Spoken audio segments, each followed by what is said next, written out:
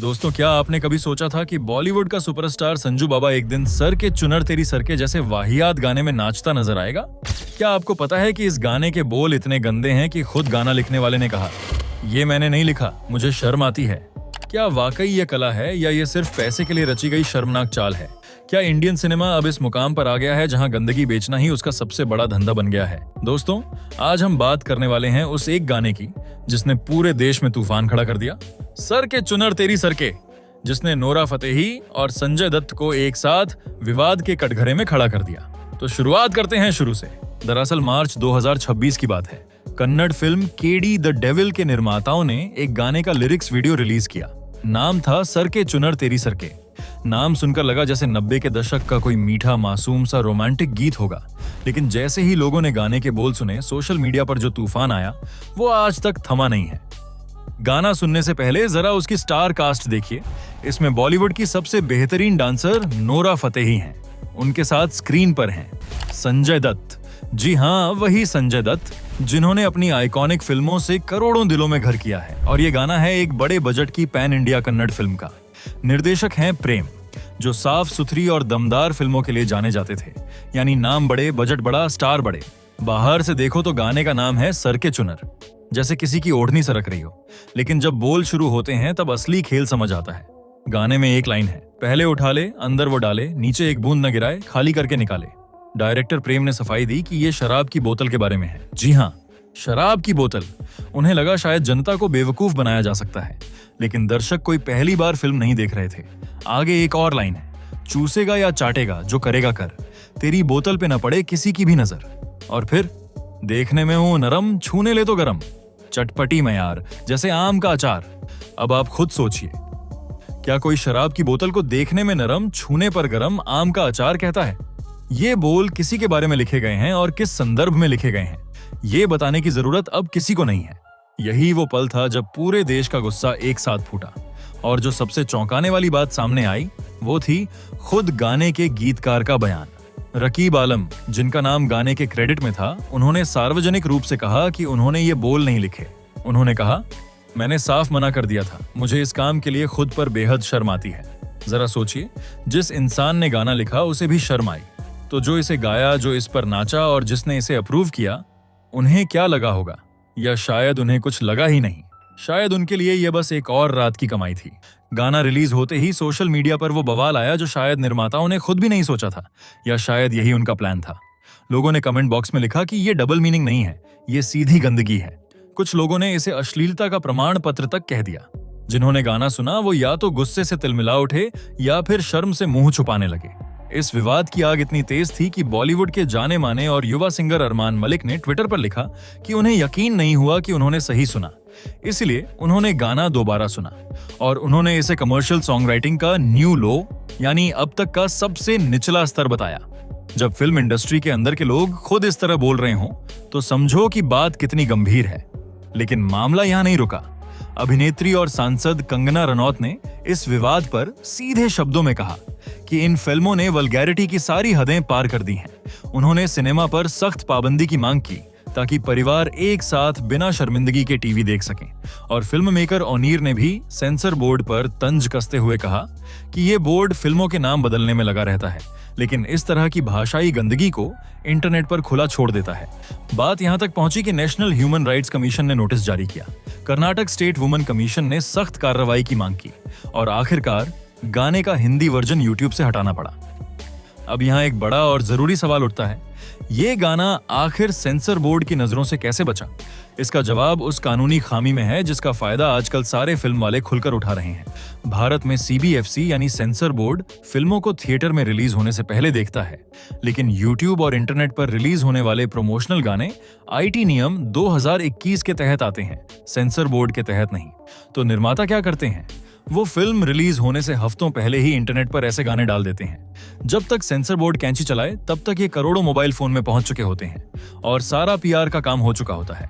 Sir के चुनर का हिंदी वर्जन भी 14 मार्च 2026 को रिलीज हुआ।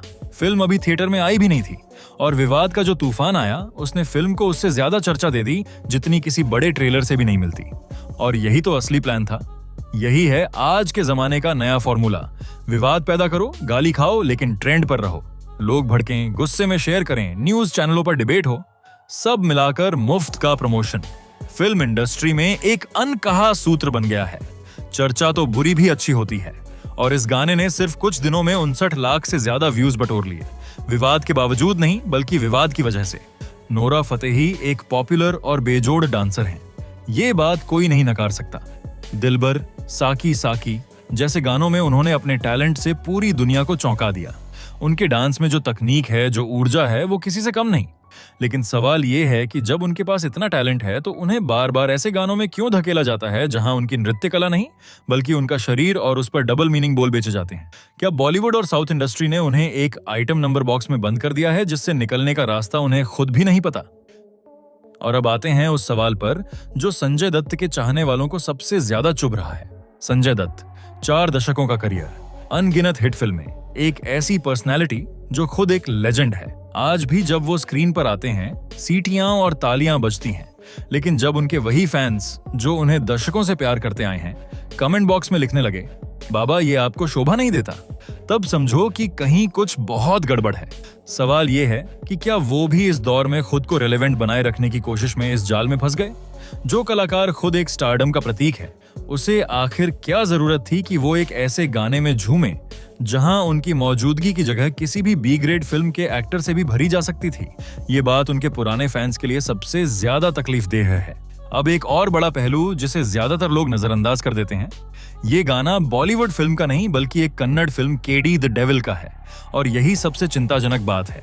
दक्षिण भारतीय सिनेमा, खासकर कन्नड़, तेलुगु और तमिल इंडस्ट्री हमेशा अपनी मजबूत कहानियों, गहरे सांस्कृतिक मूल्यों और फैमिली एंटरटेनमेंट के लिए जानी जाती थी। लेकिन अब पैन इंडिया सफलता की दौड़ में साउथ के निर्माता भी उसी घिसे पिटे बॉलीवुड फॉर्मूले की नकल करने लगे हैं। संजय दत्त और नोरा फतेही को इसीलिए लाया गया ताकि उत्तर भारत में धमाका हो, और धमाका हुआ भी, लेकिन उस तरह का जो किसी को नहीं चाहिए था।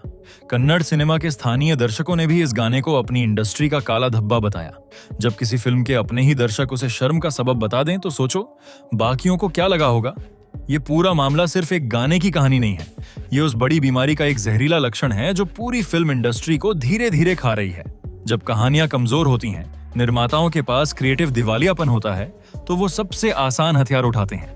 विवाद, खराब, सस्ता, अश्लील कंटेंट बनाओ, सोशल मीडिया पर ट्रेंड करो, न्यूज चैनलों पर डिबेट पाओ और फिल्म रिलीज से पहले ही उसे करोड़ों लोगों की जुबान पर चढ़ा दो। इसमें ना कला लगती है ना मेहनत, सिर्फ गंदगी बेचने की हिम्मत चाहिए। और इसकी सबसे बड़ी कीमत कौन चुकाता है? हम, यानी दर्शक। जब ये गाना ब्लॉकबस्टर बनेगा तो ये हर शादी में, हर गली के डीजे में, हर ऑटो में बजेगा। जब घर में छोटे बच्चे इसकी कैची धुन गुनगुनाएंगे तो माँ बाप उन्हें क्या जवाब देंगे? जब ये विवाद देश भर में आग की तरह फैल चुका था, तब नोरा ने इंस्टाग्राम पर एक वीडियो स्टेटमेंट डाली जिसमें उन्होंने कहा, thank you for the backlash. Nora ने अपनी वीडियो में खुलासा किया कि उन्होंने यह गाना 3 साल पहले शूट किया था, और हाँ, करने की सबसे बड़ी वजह थी संजय दत्त। उन्होंने कहा, संजय दत्त जैसे बड़े आइकॉन के साथ काम करने का मौका मिले तो कौन मना करेगा। नोरा ने यह भी बताया कि उन्हें हिंदी वर्जन के बोलों की कोई जानकारी नहीं थी। उन्होंने कनाडा में शूट किया था और उन्हें निर्माताओं ने बताया था कि यह एक क्लासिक पीस का रीमेक है। जब उन्होंने इस गाने को हिंदी में डब किया, उन्होंने मुझसे कोई परमिशन या अप्रूवल नहीं लिया। मुझे इसके बारे में कुछ भी पता नहीं था। यानी साफ इल्जाम निर्माताओं पर। नोरा ने खुलासा किया कि उनके और संजय दत्त के जो प्रमोटोरियल पोस्टर्स वायरल हो रहे थे वो AI जनरेटेड थे और उन्होंने ये इमेजेस बिना किसी अप्रूवल के इस्तेमाल की गई थी। उन्होंने कहा कि वो AI के इस्तेमाल के सख्त खिलाफ हैं। नोरा ने इवेंट में गाने का कनाडा वर्जन देखा और उन्हें तभी अंदर से खटका हुआ, लेकिन वो मीडिया और फिल्म मेकर्स के सामने थीं, इसलिए चुप रहीं। अब आते हैं उस सवाल पर जिसका जवाब अभी तक नहीं मिला। संजय दत्त ने क्या कहा? रिपोर्ट्स के मुताबिक संजय दत्त ने अब तक इस पूरे विवाद पर कोई पब्लिक स्टेटमेंट नहीं दिया है। वो पूरी तरह चुप हैं। जी हाँ, जिस इंसान की वजह से नोरा ने भी हाँ कहा, जो इस गाने में बराबर का हिस्सा थे, वो आज तक एक शब्द नहीं बोले।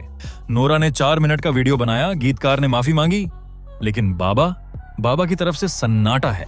और इसी बीच जो सबसे बड़ा झटका आया, नेशनल कमीशन फॉर वुमेन ने नोरा फतेही और संजय दत्त दोनों को समन्स भेज दिया। साथ ही गीतकार रकीब आलम, प्रोड्यूसर वेंकट के नारायण और डायरेक्टर को भी 24 मार्च 2026 को NCW के सामने पेश होने का आदेश दिया गया।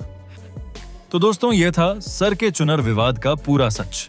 एक गाना जो नाम से मासूम लगा, बोलों से अश्लील निकला, सफाई से हंसी का पात्र बना और अंत में यूट्यूब से हटाना पड़ा। लेकिन तब तक नुकसान हो चुका था। संजय दत्त की इमेज को, नोरा फतेही के टैलेंट को, कन्नड़ सिनेमा की साख को और उस हर दर्शक के दिल को जो अभी भी मानता है कि सिनेमा सिर्फ गंदगी बेचने का जरिया नहीं है। आप बताइए, क्या आपको भी लगता है कि इंडस्ट्री की यह अंधी दौड़ भारतीय पारिवारिक मनोरंजन को हमेशा के लिए बर्बाद कर रही है? क्या संजय दत्त जैसे लेजेंड्स को इस तरह के गानों से दूर रहना चाहिए था? अपनी राय कमेंट में जरूर लिखें। वीडियो पसंद आया हो तो लाइक और सब्सक्राइब भी जरूर करें।